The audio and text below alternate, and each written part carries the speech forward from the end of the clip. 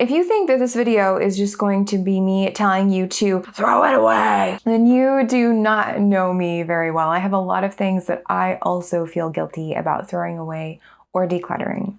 And so today in this video, we are going to be talking about things you might feel guilty throwing away and what to do with them. Okay, and I want to start by saying that if you feel guilty for throwing something away, there is a reason for that.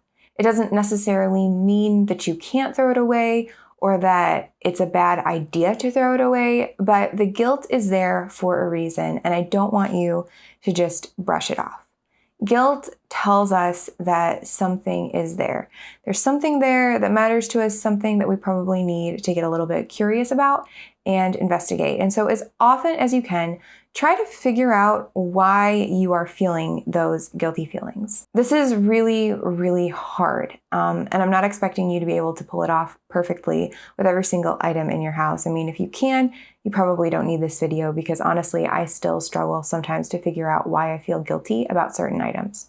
But if you can sort of walk back your thought process, think about why you're feeling what you're feeling, and not disparage it, not make fun of it, but like listen to it and say, okay, I get it. This is important to me. Well, but does this mean I want to keep this thing? You're going to be able to make these decisions with a lot less, what shall I say, emotional angst. And over time, the more you investigate and the more consistent you are about just validating your feelings and paying attention when you feel guilty about throwing something away, the easier it's going to be to recognize the sort of patterns that you fall into. And those decisions do just get a little bit easier every time we acknowledge our guilt, try to figure out what it's trying to teach us, and then make a clear-headed decision based on all of the facts. So throughout this video, I am not going to be telling you to ignore your guilt or that it's wrong to feel guilty about throwing things away, even though I do tend to lean toward the decluttering minimalist side. Instead, what I'm going to try to help you do is process through different things that you might find difficult to throw away because you feel guilty.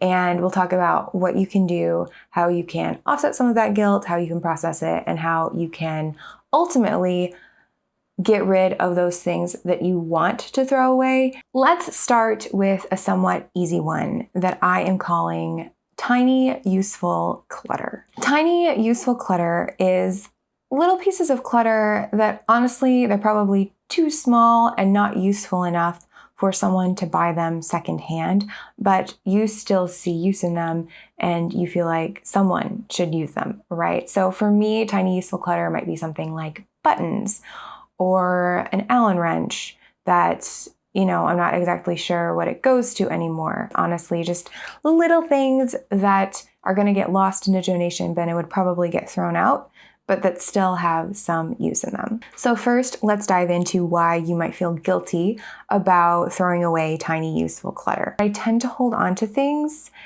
even things I am not using and probably will never use, because I perceive them as having some use at some point in the future. And this, I feel like, is an undercurrent for much of why we feel guilty about throwing things away. Maybe it's from a sense of being thrifty. Maybe it's because we care about the environment. And so we think like, oh, if I already own something, then I better use it up because I don't want to throw it into a landfill. It might also be like a security thing. Maybe we worry that we'll need that thing later. And so why would we get rid of it? Another but related reason that you might feel guilty about throwing away tiny useful clutter is that you might feel guilty about the fact that you've lost or forgotten this item until you just found it.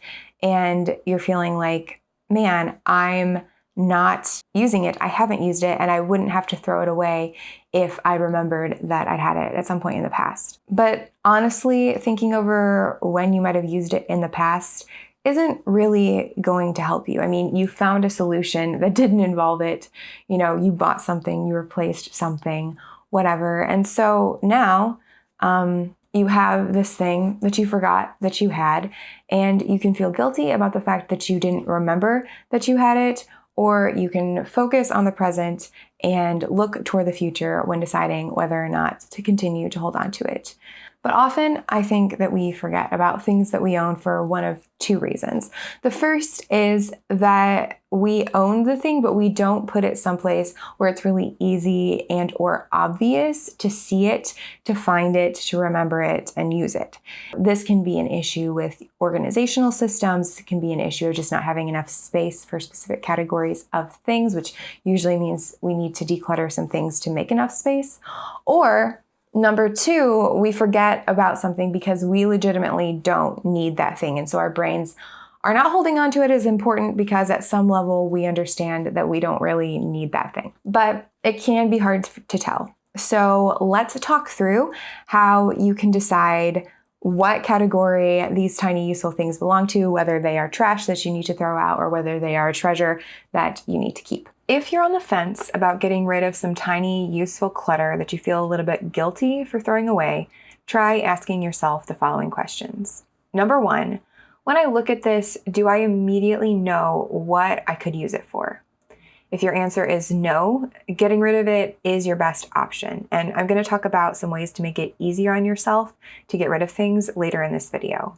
If your answer is maybe, but it takes a bit of imagination, but you can still think of a place where you might use it in some sort of imaginary scenario, consider how likely you are to need that thing in this imagined scenario, and also how likely that imaginary situation is to actually come up.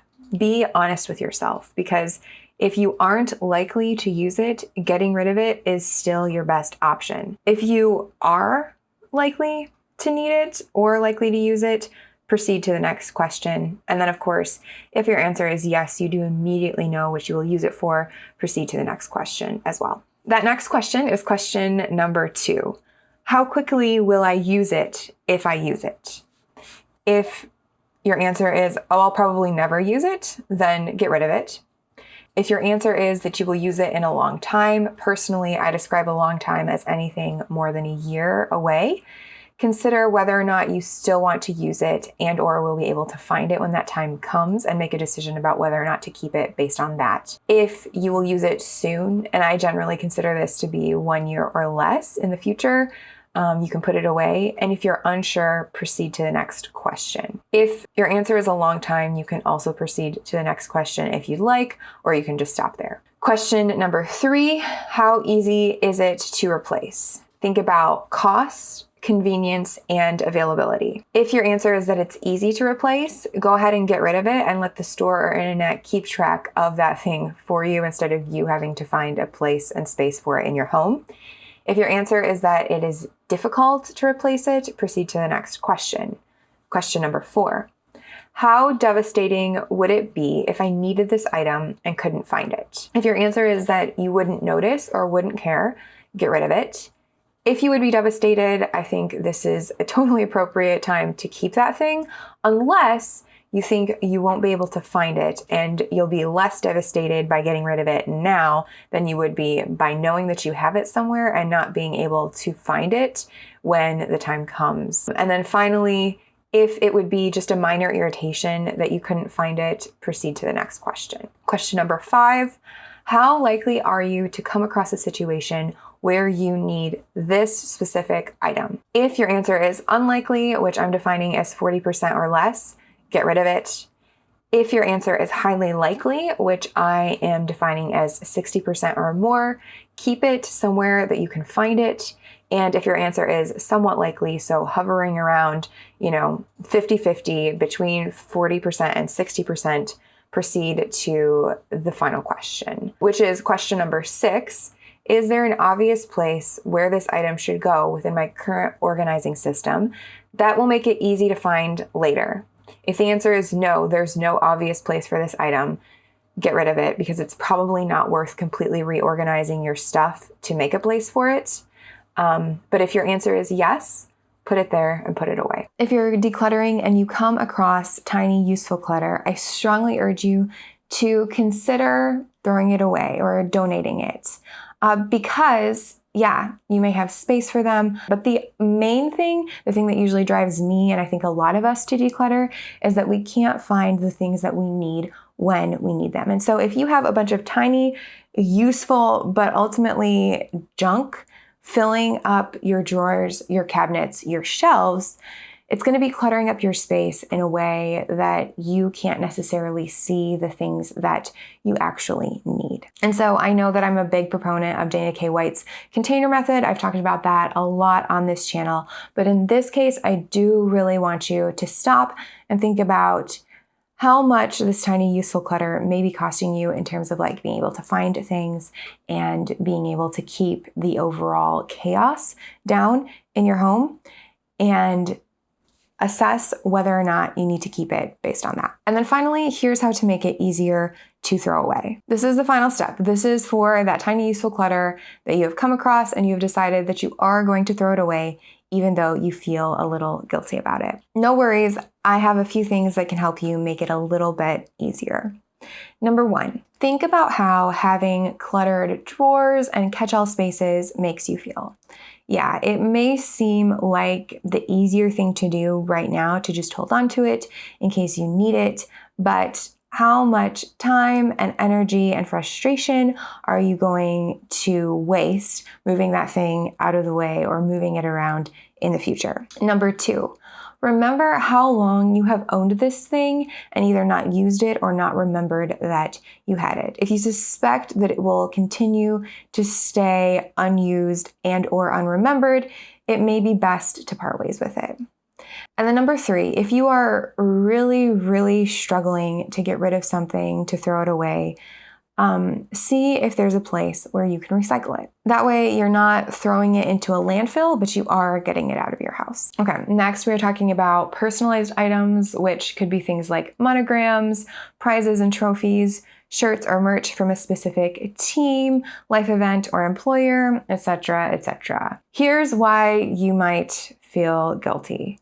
Personalized items are, well, personal, right? Like often they have identifying information on them like your name or your initials. Often they are tied to a very specific period or event in your life. You may have even paid more to have a specific thing personalized, or maybe someone gave it to you personalized. And it may feel weird to throw something away that has your name on it or something very, very specific about your life. But then you may also realize that no one else wants it. Now, to be fair, this is not really an issue if the item that we're talking about, or, like your name or whatever the personalized thing on it is a very common thing, right? Like if you work for a common employer or you have a common name with a common spelling, you can probably still donate that thing and people will buy it. My name is Julianne, which is not the most common name, at least not in the area where I live. And so anything that has my name on it automatically goes up for consideration to be thrown away instead of donated, just because I'm worried that people aren't going to want to buy it when it's resold because they don't know my name, they don't have my name, they don't know anyone with my name. So here are some questions to ask to decide whether or not it's a good idea to get rid of this personalized item. First of all, how personal is this item? If it is something that only you can use because it is highly specific and highly personalized and you don't want it anymore, then throwing it away is probably your best option. But if you don't feel like it falls in this category, we go ahead and we'll move on to the next question, which is, what's the quality and usefulness of this item aside from the personalization? If it is low quality or just not super desirable for some reason, your best bet is probably still to throw it away. But if it's medium to high quality or is otherwise super desirable but is personalized, I would still donate it. I come from a long and proud line of bargain hunters and their friends. And honestly, I remember some friends of my mom's talking about how they would go to this Land's End outlet store and they would get a really good deal on these personalized canvas totes that people either returned or didn't pick up or something. I'm not really sure what the deal was, but there would be bags that people would carry with names that were not theirs on it. They're like, oh yeah, it doesn't matter that my name is not Sophia. My bag says Sophia, but I'm not Sophia, but this is a really great bag and now I'm undercover.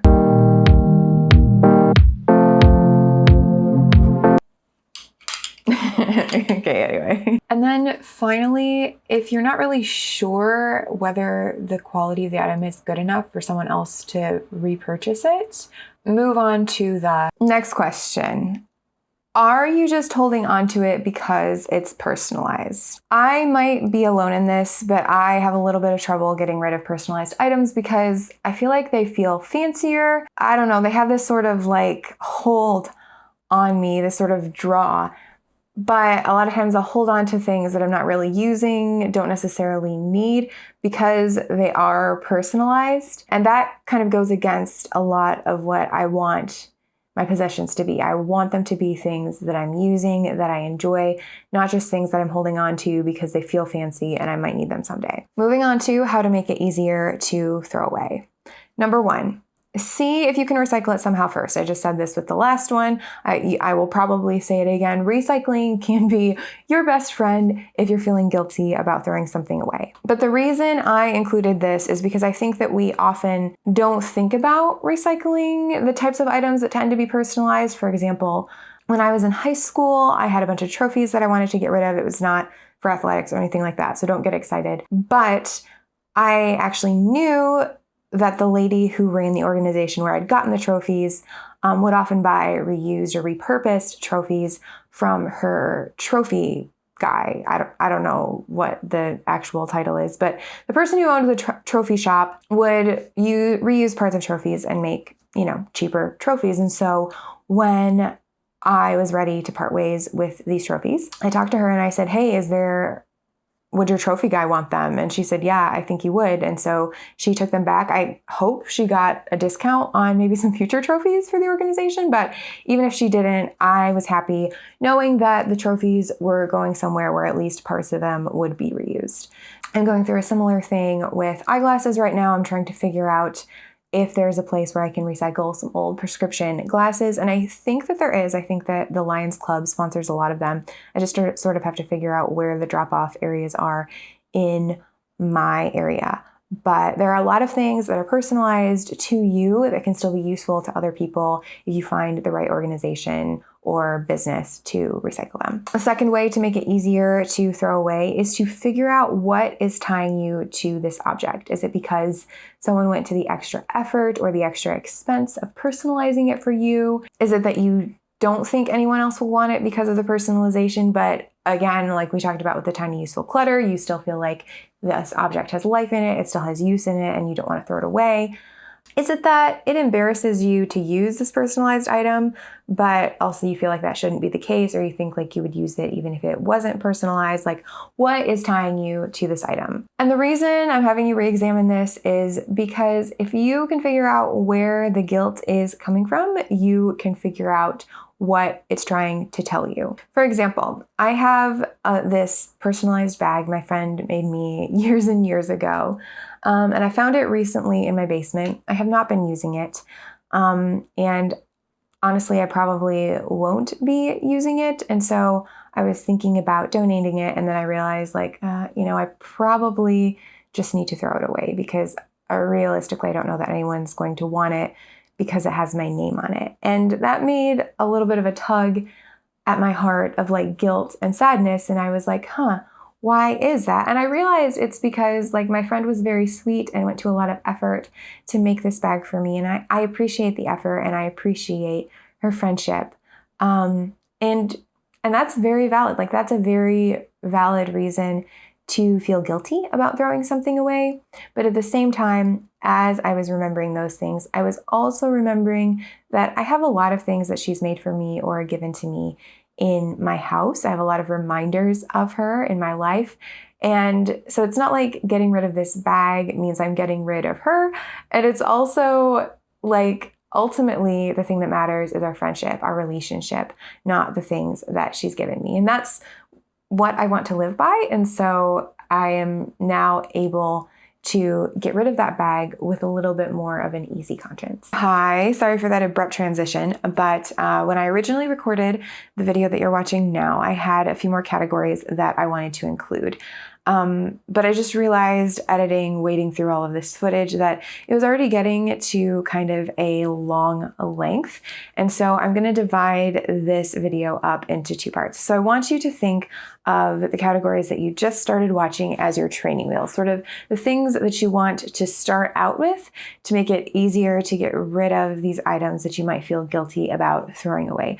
We'll move on to things that are a little bit harder or emotionally challenging in part 2, which I will post next week, and I will also link to that here when it goes live. In the meantime, I would love if you would check out some of my other decluttering and minimalism content on this channel. Thank you so much for watching. I hope you have an amazing day, and I'll see you in part 2. Bye!